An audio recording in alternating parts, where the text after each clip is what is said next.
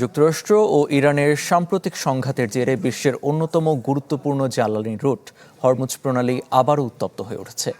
নতুন করে যুক্তরাষ্ট্র হামলা চালিয়েছে ইরানের কিশ দ্বীপ, জাম দ্বীপ, কেশন দ্বীপ, বুশেহর এবং বন্দর আব্বাস নগরীতে। জবাবে সংযুক্ত আরব আমিরাতের তেলবাহী ট্যাঙ্কারকে লক্ষ্যবস্তু করে পাল্টা হামলা চালায় ইরান। এতে একজন ভারতীয় নাবিক নিহত এবং বেশ কয়েকজন আহত হয়েছেন। ট্যাঙ্কার দুটি ক্ষতিগ্রস্ত হওয়ায় জোরদার করা হয়েছে নিরাপত্তা ব্যবস্থা। আমিরাতের দাবি, তাদের রাষ্ট্রীয় মালিকানাধীন দুটি তেলবাহী ট্যাঙ্কারে ইরানের ক্রুজ ক্ষেপণাস্ত্র আঘাত করা হয়েছে। হরমুজ প্রণালী দিয়ে চলমান সংঘাতের সরাসরি প্রভাব পড়েছে আন্তর্জাতিক জ্বালানি বাজারে। নতুন করে যুদ্ধের ঝুঁকি তৈরি হওয়ায় বিনিয়োগকারীদের শঙ্কা, মধ্যপ্রাচ্য থেকে তেল সরবরাহ কমে যাওয়া সহ বিশ্ববাজারে জ্বালানির ঘাটতি তৈরি হতে পারে। এরই জেরে আন্তর্জাতিক বাজারে ব্রেন্ট অপরিশোধিত তেলের দাম বেড়ে ব্যারেল প্রতি $84.98 পৌঁছেছে, যা গত 4 সপ্তাহের মধ্যে সর্বোচ্চ।